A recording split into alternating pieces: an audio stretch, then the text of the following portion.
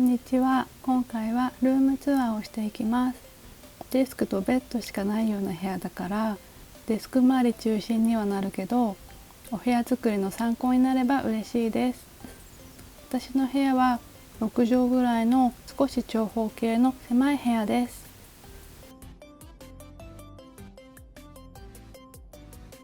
まずモニターは 23.8 インチを2枚並べてて、こっちはモバイルモニターなんだけど必要な時にだけ使ってて、普段はカバーをして立てかけたり片付けたりしてます。基本的には右側をメインモニターにしてます。モニター2枚もあるのにモバイルモニターいつ使うねんって感じなんだけど、こうやってキーボードの上に配置してゲームするのが楽しいです。この手元でガチャガチャ操作する感じにハマってます。モニターアームは楽天で一番安かったやつを買いました。デュアル用で白色で配線カバーがついてれば何でもよかったんだけど、スムーズに動くし回転もしやすいから気に入ってます。今はネジを締めてるんだけど、緩めたらもっとスムーズに動きます。任天堂スイッチは有機 EL モデルを使ってるので元から白色です。初期機が壊れちゃって当時新型だったこの子に買い替えたから、当たらないだろうとは思いながらもスイッチ2の中心申し込みはできてません。クロムちゃんのカバーはドンキで買いました。モニターの下の余白を埋めるのもちょうどいいサイズ感です。スピーカーはこの丸いのを使ってて、音量調節のところにシナモンの目印チャームをつけてます。安いのに音質もいいから人気なのが本当にわかります。モニターの横にはコントローラーを3つ飾れるスタンドがあります。これは向きも高さも自由に変えられて、コントローラー以外のものも飾れます。で、薄紫が可愛いこのコントローラーは押しやすくて音もこれが一番好きかもしれません。スイッチにもすぐつながるから使いやすいですね。うちは3COINS で買ったスケルトンなコントローラーです。さっきのと音の感じは近いけど押し心地がちょっと重めです。最後がサイバーガジェットの虹色に光るコントローラーです。これはちょっとカチカチとした音で光り方の制御はできないはずです。肉球のカバーでスティックの汚れを隠してます。で、ブルーライトは楽天で買いました。水面みたいな光り方で3色調合できて気に入ってます。プラスチックでできててすごい軽いんだけどガラスのような透明感があって、何回か下に落としちゃったけど今のところ割れてないです。で、これがコンセントも USB も挿せるマルチタップで PC が足元にあるし、延長コードを上に置くのはかっこ悪いんだけど、これは表面からは差し込み口が見えなくてスタイリッシュです。このマイクが今声を取ってるマイクで配信とかにも使えるそうです。スタレの配信やりたいんですよね。毛糸のリボンをつけるとだいたい何にでも可愛くなります。ライティングは単色とグラデーションがあって好きな色に変えられます。これが光る月のライトです。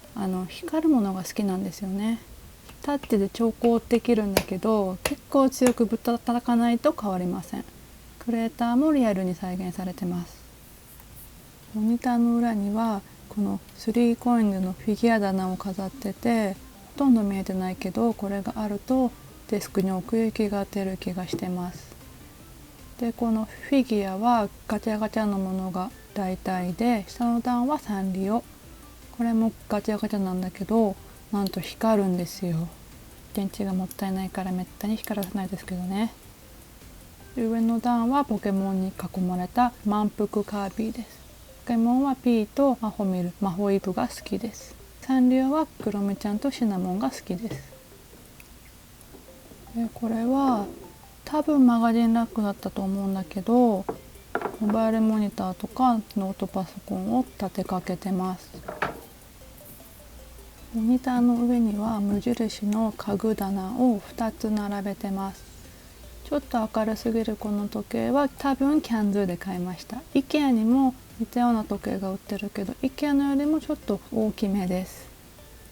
あとはミッコのフロッキー素材のフィギュアを飾ってます。これもガチャガチャなんだけど、もう全てが可愛いです。猫が好きだからミッコの中ではムースちゃんが一番好きです。でこれはセリアで買ったチューリップの造花です。一応モニターの上だから、もし落っこっちゃっても割れなそうなものを飾ってます。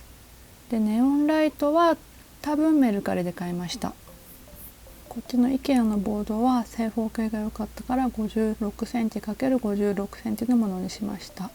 裏にテープライトを貼って光らせるとゲーム部屋感マシマシになります。で私はソウルをケチってこれを手持ちで持ち帰ったんだけど、かなり重いです。気のせいかもしれないけど、これを持って街を歩くとめっちゃ見られます。このキーボードはこれが気になるからカバーをつけたまま飾ってますね。有効ボードだったりキーボードは開封動画も出してるから、気になった方は見てみてください。テンキーがついててクリーミーな音がします。ヘッドホンはこれしか持ってなくて、他にはアップルの純正のイヤホンをよく使ってます。完全に色と値段で選んだんだけど、音質もいいしイヤパッドがもちもちです。これはローソンコラボのマダムヘルタのアクキーです。この辺のサンリオは全部ガチャガチャで、開封動画撮るぐらいガチャガチャにはまっててちょっとやばいんですよね。これはモールで作ったうさぎっぽいけど猫です。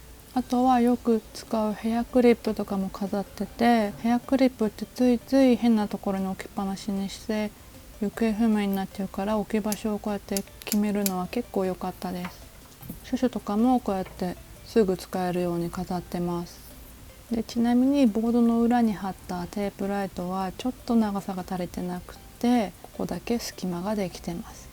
気にしたら負けです。メインで使ってるのはロジクールのキーボードです。これ初めて買ったメカニカルキーボードなんだけど、当時よくわからないままリニアにして正解でした。このメディアコントロールがめちゃくちゃ使いやすくて、よくあるのはつまみをひねるタイプなんだけど、こういうローラータイプが最高です。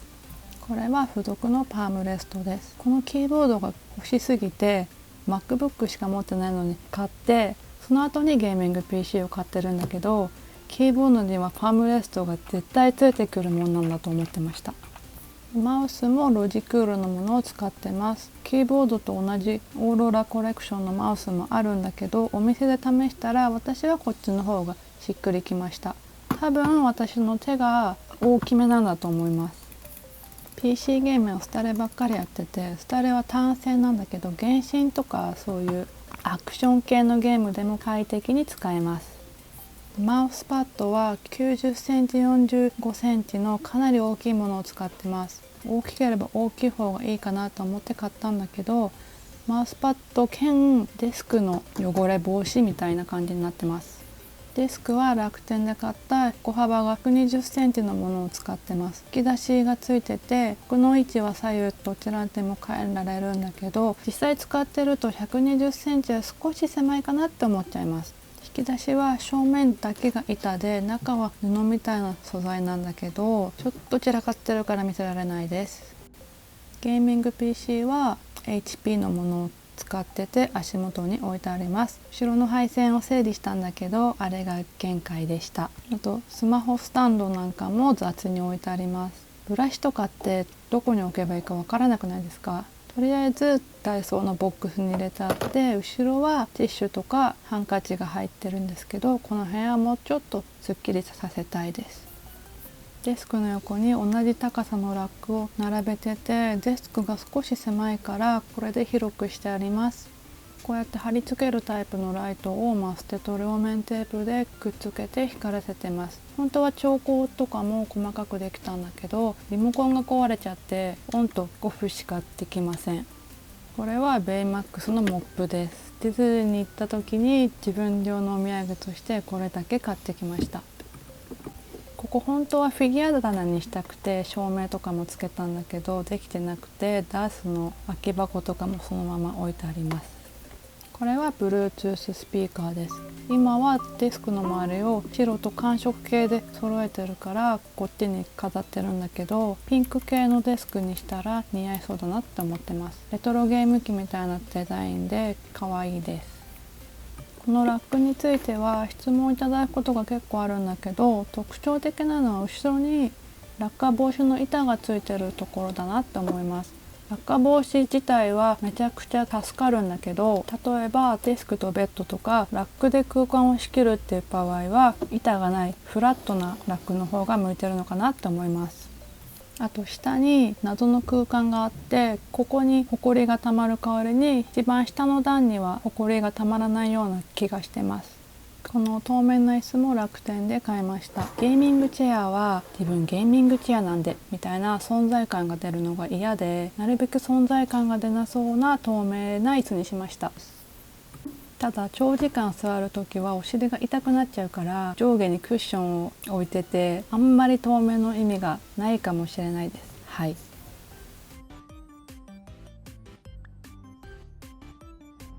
この丸いテーブルもいろんなサイトで売ってるんだけど、私は楽天で買いました。サイズは60センチで1人か2人用かなって感じです。部屋が広くないから椅子2つも置きたくなくて使い回してます。ちゃんとした天板でダイニングテーブルって感じのテーブルです。こっちの棚は友達がいらなくなったのをもらったんだけど、海外の通販で買ったらしいです。自立はしないから壁に立てかけて使ってます。一番上には IKEA の観葉植物を IKEA の植木鉢に入れてます。この植木鉢はチェーンもついててぶら下げることもできます。この子は叫ぶ尻尾です。白猫ちゃんのポーチにはケーブル類を入れてます。ノベルティなんだけどマジでたくさん入ります。ケーブル10本ぐらいとモバイルバッテリー、USB アダプターなんかも入っちゃいます。でキャンドルホルダーはスリーピーで買いました。そしてここにもヘアクリップがあります。でムーミンとフローレンのぬいぐるみ、全然色味が合ってないけどお気に入りのバッグも置いてあります。可愛すぎて即買いしたゴスロリっぽいクロミちゃん。ピンもピンクだからデスクに合わなくて一旦ここに置いてて、スイッチのソフトとかも置きっぱなしになってます。この観葉植物は3コインズで買いました。この鏡はかなり前に輸入雑貨店で買ったやつです。ルームツアーだから油断しててめっちゃパジャマなんですけど、自立はしなくて壁に立てかけてます。額縁っぽい装飾で気に入ってます。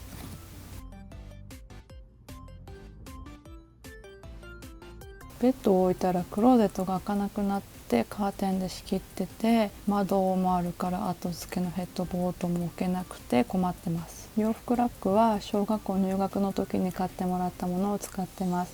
ここは実家なのでこういう古いものが結構あります。